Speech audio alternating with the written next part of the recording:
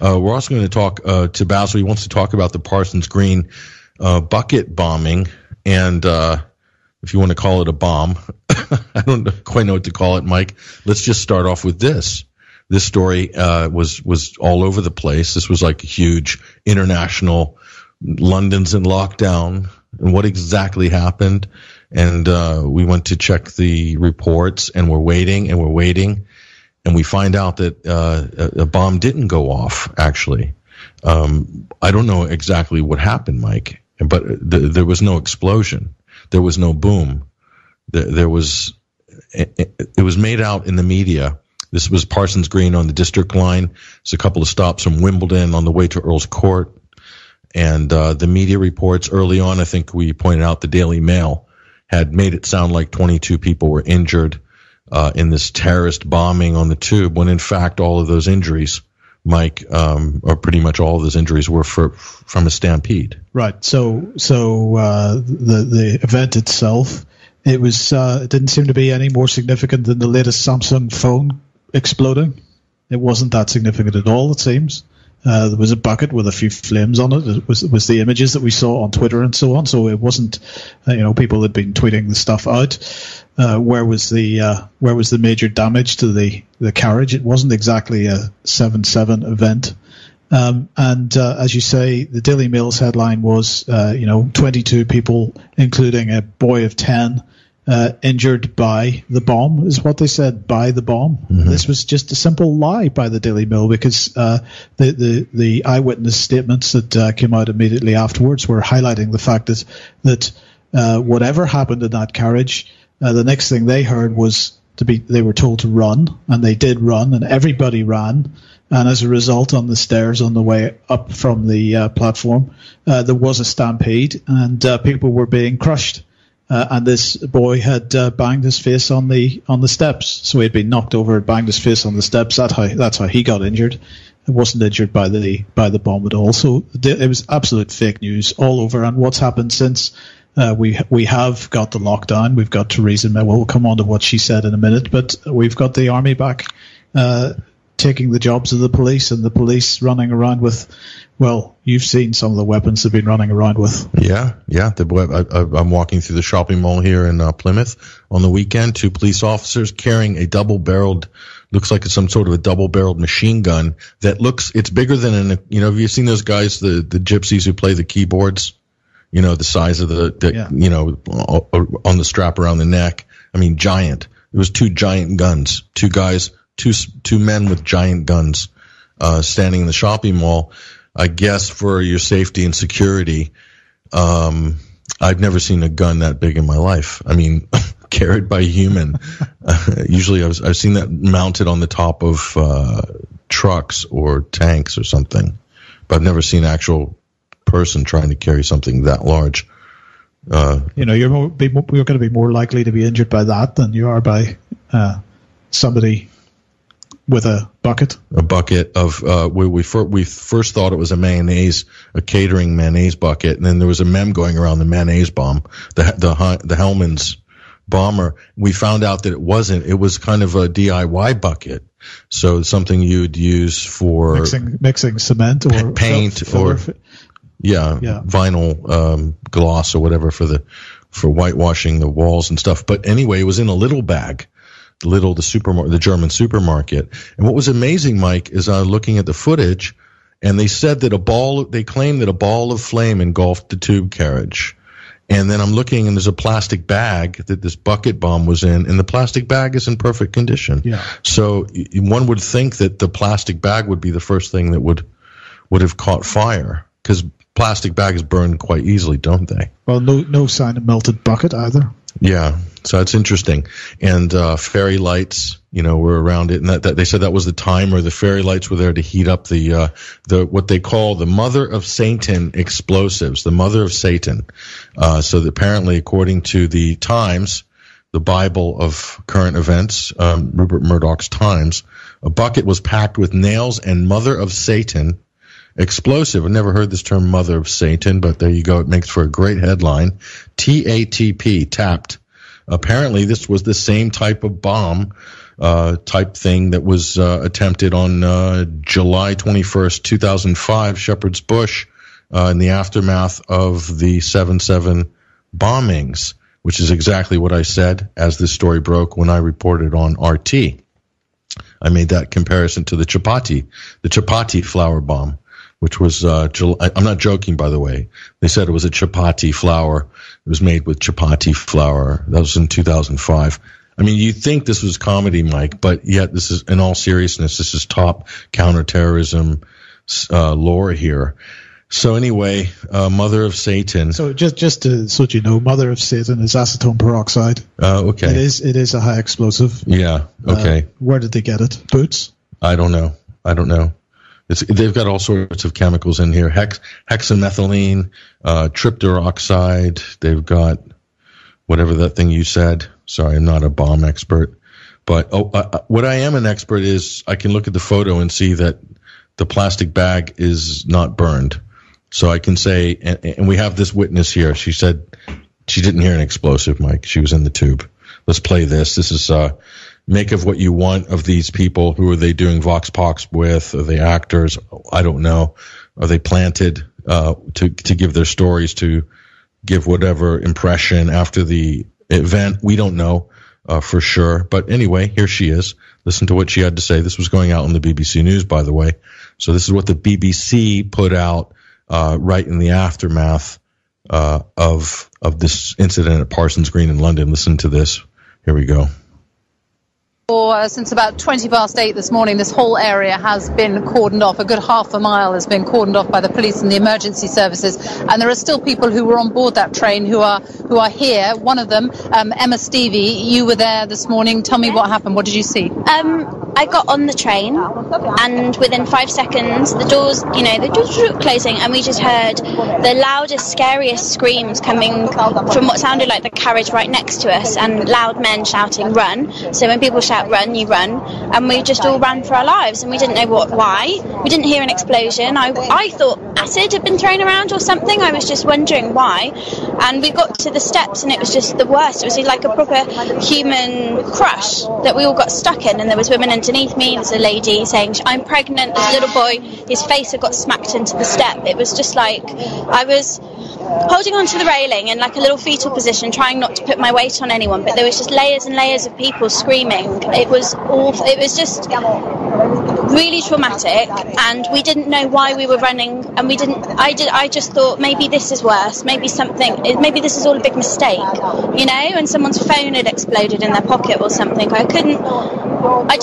It was just awful, and I'm so lucky that I'm not injured. I feel so lucky. I put trainers on this morning. I just feel so lucky that I wasn't two women underneath me. So you were literally, for anybody who doesn't know this station, it is a very small station. There is one staircase that comes from the platform down. There are two small exits. So there is one staircase, no escalator, nothing. No, nothing. And everybody that gets the district line will know that everyone gets on at Wimbledon, and then to get on at sort of Putney Bridge, Parsons Green, you're just like sardines trying to pack in. So you think hundreds and hundreds of people came off that train into a tiny station to go down a tiny set of steps, and it was just a complete crush.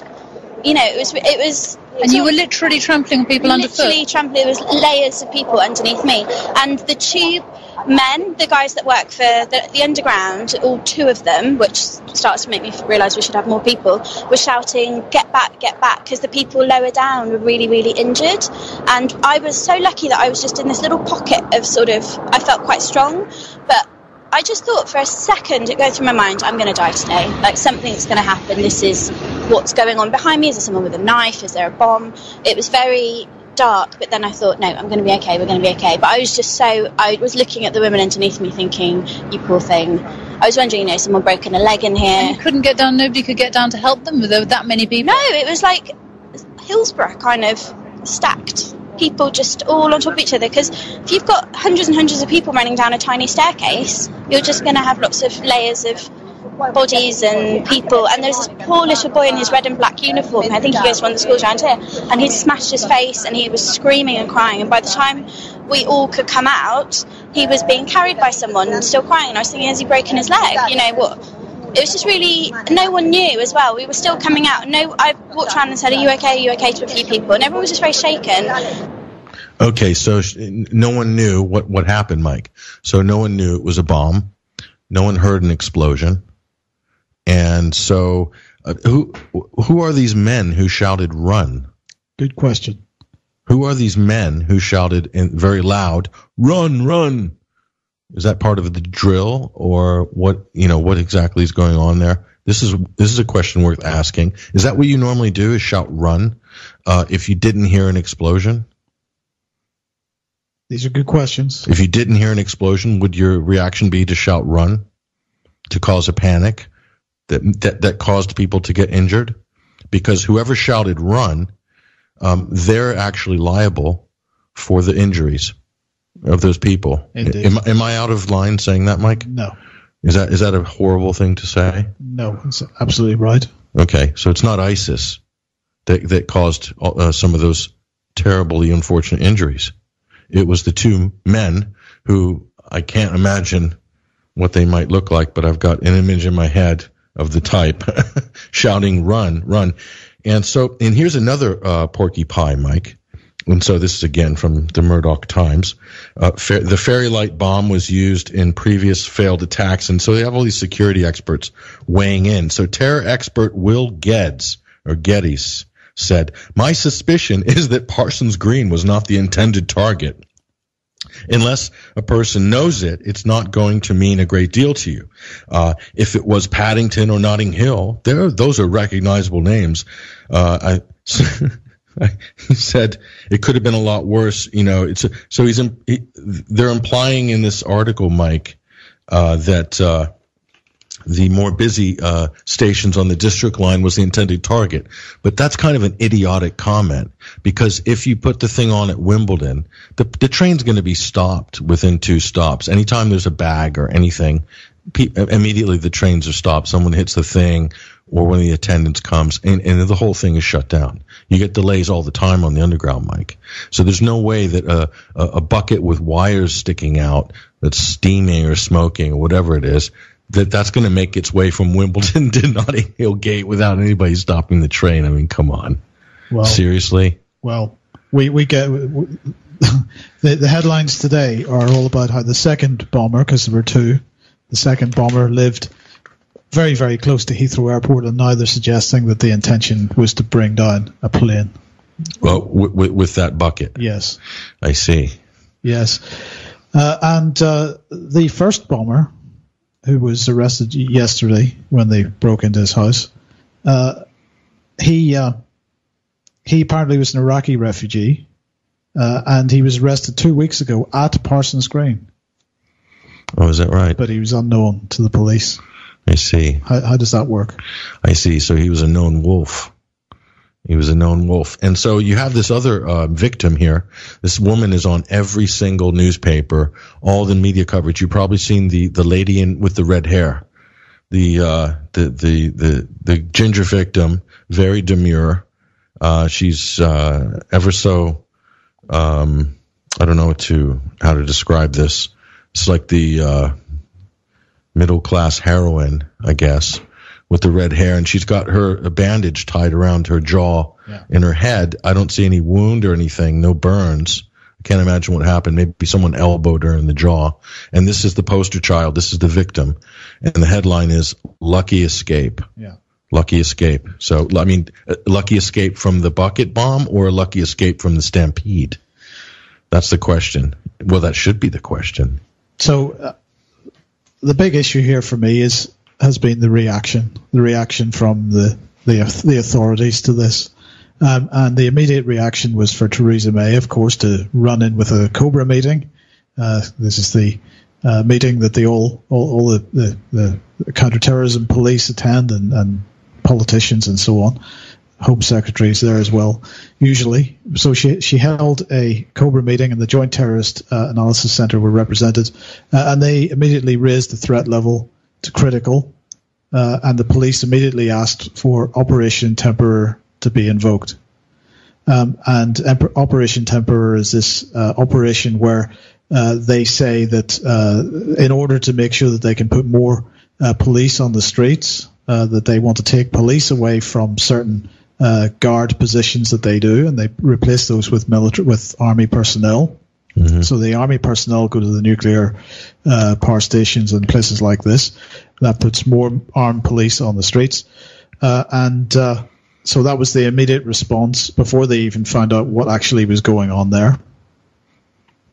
We start to see things start to ease off today because we get a bit more of a realistic idea of what this was actually about. So the threat level has been reduced again from critical back to severe.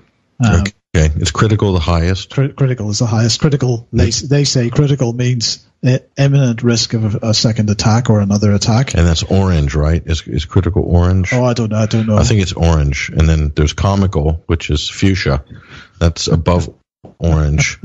That's when it just gets ridiculous. Yes. And so I think they've raised the level to comical. Well, they did for a short time, but they're backtracking now, so it's back down to severe. Really? I thought this was a major conspiracy. No. Okay. Well, was that a false alarm at Sunbury on yesterday, I believe, and then there's Fulham Broadway was shut down. That was of course, breaking news, but then nothing happened. No, of course, and every time you have one of these events, immediately it's followed up by secondary. It's like an earthquake with aftershocks, but in fact, most of these secondary events are nothing. They're people overreacting or whatever. But so the initial overreaction by Theresa May seems to have eased, and I'm sure Operation Temper has been put back in its box. But every time one of these things happens, Patrick, the public are being conditioned for having armed police back in the streets, for having the military back on the streets. Yep. They're not walking around the streets, but they're replacing the police in certain jobs. Mm-hmm. So we're seeing this merging of slowly but surely seeing this merging of military and civilian policing roles, mm-hmm. Or at least military going into civilian policing roles. And just to for a second take the broader picture here, Patrick, this is a policy which is not being driven at government level. It's being driven at international level. NATO is pushing this. Mm-hmm. The European Defence Agency is pushing this merging of military and civilian functions. Mm-hmm. And every time one of these silly little events happens, we get more acclimatized as public to that policy. I mean, look, as a terrorist attack goes, it's a stupid terrorist attack. So I mean, if this was a genuine terror attack, I don't know what they were planning to achieve. And so we're told that this was a viable device. At least that's what was said straight away. Now that was said straight away, Mike. And this is the important part. That was said by everybody. It was a consensus in the immediate aftermath of the incident that this was a viable device. That was prior to any investigation. Absolutely. How could they know if it was a viable device? So if someone comes out and questions that, then they're seen as, you're not being sensitive to the victims of this attack. Are there any victims? I saw a guy who had his hair singed and whose skin was a little bit red on his scalp. That's the only thing that I saw. And I'm told there was other injuries, but we find out later they're from stampede, not from a bomb. So what is the nature of the threat? This is the question I always come back to. What is the nature of the threat? Because at the end of the day, Mike, if it's real, it's a crime. It's a crime first. But we've constructed a whole new category of experience in Western civilization where a terrorist attack is separate from a crime. It doesn't have to follow any of the forensic standards. So it seems that a normal crime would be like if your house was robbed, or if you were mugged on the street, or you're attacked or assaulted, or a crime happens, someone gets stabbed, shot, murdered, whatever. There's a sort of a bar for the criminal justice system that is going to involve some forensic analysis and some investigation. That seems to not apply to something once it's labeled as a terror event. And so this is a perfect example, Parsons Green. Was the CCTV ever released? Well, no, because that would be a little embarrassing, maybe. I don't know. But you'd expect, right? So the minute he dropped the bomb, isn't that within the public interest to show us when he drops the bucket of mayonnaise or whatever it is, DIY bucket? Well, you've got a manhunt. Surely you put the person's picture out. Well, yeah, you'd think so, but apparently that wasn't necessary.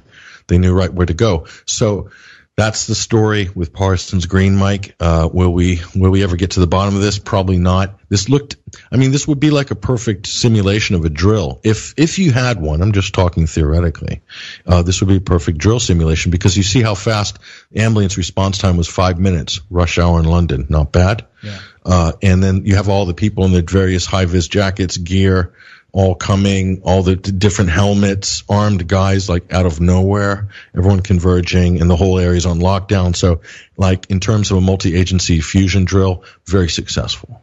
And it's had this psychological effect on the public. I'm looking forward to this 18-year-old and a 21-year-old. They've been arrested. I'm looking forward to seeing when they come to court. Yeah.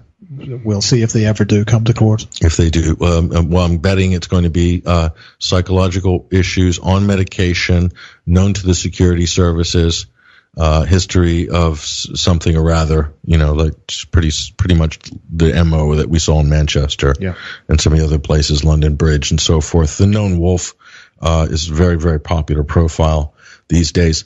So what's going on in Britain this week? Basil, we probably have to talk about what happened at Parsons Green Station, but also what did happen at Parsons Green Station? That's the question. What did not happen is a bomb did not go off. That's what did not happen. So what did happen? Search me, Patrick. I mean, it looks like just about the shabbiest, shoddiest, most badly staged of these recent inverted comma terror attacks. Supposedly a fireball ripped through a tube train as a result of a bucket bomb. But photographs of the bomb after the explosions showed no damage to the carriage at all.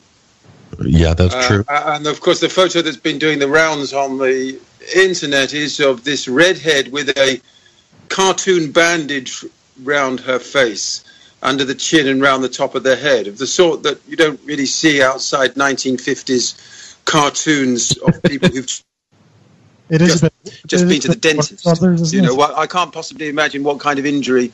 And a nurse, a practicing nurse, made this point online. That kind of bandage is never applied. It's peculiar. What kind of injury is it? You're talking about maybe she's got a graze on her chin or the top of her head, but she looks absolutely perfect. There's a picture of her sort of just stepping forward from in front of the police line, which really doesn't pass the smell test. There's something really rather eerie about the photograph, to be honest. Very and yeah, more than ever, I've noticed online people questioning this whole narrative. Basically, it seems as if the line between believers and non-believers in mainstream media propaganda is a shift. I mean, of course, there will always be people who, because they're told it by the BBC, believe it is absolute gospel. And simply can't countenance anything else because it's far too challenging for them. But increasing numbers of people do seem to be realising that this is totally absurd. And also, this responsibility was claimed by ISIS. Yes. What is this? It's just four letters. Do you know what I mean? It's a word. It's not. They put out a statement on Twitter. How did they claim responsibility? They announced it on their website, or what? Or Rita Katz told us. What happened? How did ISIS claim responsibility? I still haven't got that part, actually. Yeah, exactly. I know. Yeah, I don't know what to say. This is as shabby as I've ever seen for a terrorist attack. It's really bad. So I'd hate to see the follow-up. Well, this is the thing. It's always the follow-up. It's like, this was a tube train targeted again for the first time since the equally shabby but far more tragic events of 7/7. And you wonder where they're going with it. Does this mean now we're going to have airport-style body scanners before you can get on a tube train or something? I don't know. I'm just thinking aloud. Yeah, I'll be riding my bike. I hope not. But what narrative exactly is being fed by this? Do you know what I mean? That's the thing. Where it's obviously complete and utter nonsense, but why? Well, the narrative is, can you actually make everything safe? It's this theoretical question, like how can you stop something like this unless you put it all and do Tel Aviv style, everything on lockdown all the time, everywhere you go, machine guns, armed army, military on the streets everywhere, every supermarket, whatever.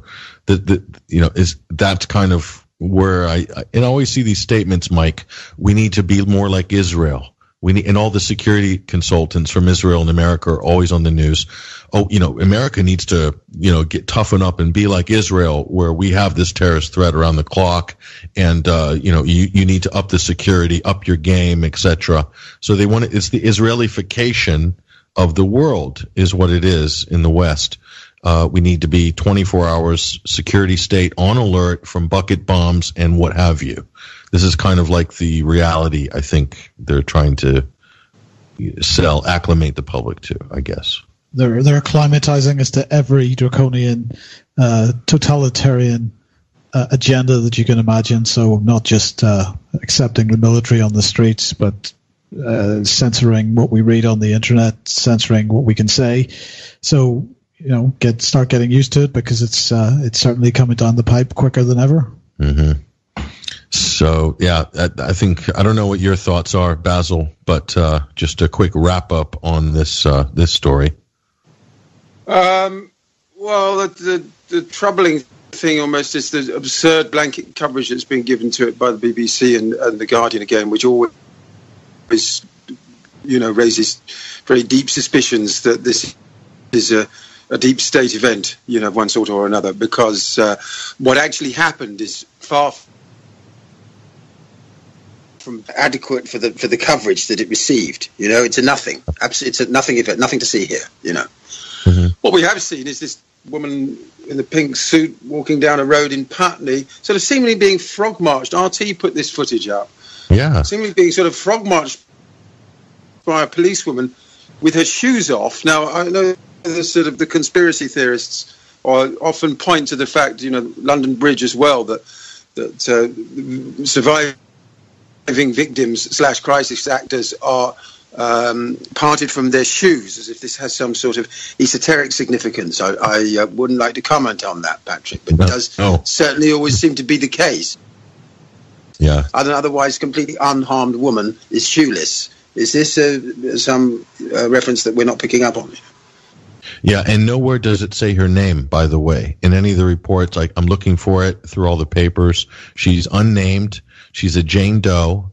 And, I don't see, get a little press time out of it. She's a redhead. She's middle class, kind of typical, perfect middle class Marks and Spencer's ads for handbags. Exactly. Overcoats. In fact, what she's wearing now, that could be the look for the winter season, I guess. Chin strap. The chin strap. Well, I was thinking more like for the coat and the shawl, actually. Right. Not the chin strap, not the Warner Brothers Wile E. Coyote chin strap. That's the only time you see a bandage like that in a cartoon. But so the somebody who isn't named, however, is another eyewitness called Richard Aylmer Hall. Okay. And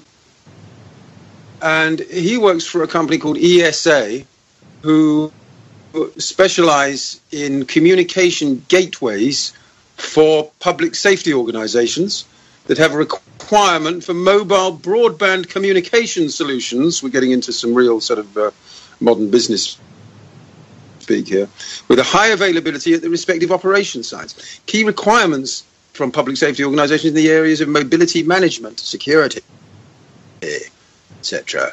So he just happened to be there working for a company whose products would, on the face of it, appear to be associated with precisely the kind of incident that happened, or didn't happen. But that's just a coincidence, of course. Great stroke of luck. Nothing to worry about. Great stroke of luck. So, quote of the week from Gerard O'Coleman. He's having this conversation with this I think a journalist from Bangladesh, I think, here, and he's basically saying that, he says, in the West we live in oligarchies, and all important decisions affecting the public are made behind closed doors. The public's opinions are implanted through sound bites repeated by ignorant corporate media stenographers. In our society, truth-seeking has become a crime. This is Gerard O'Coleman in his recent article on Rohingya. So that kind of sums up what we're talking about here, Basil, in terms of questioning the sort of dominant narrative on any of these events. Absolutely. It's a crime. That's right. That's right. If it's the edges of a crime, they want to try and make it a crime, you know. We'll see in the coming months about the continued conflation between alternative news websites feeding into what are so-called extremist narratives, which live next door to terrorism. You see what I mean? That's the sort of, guilt by association, or, other complete and utter nonsense. At the same time, you've got, as Vanessa said, you've got the defense minister proudly singing about how many weapons of death he plans on selling all over the world. So, draw your own conclusions from that contrast.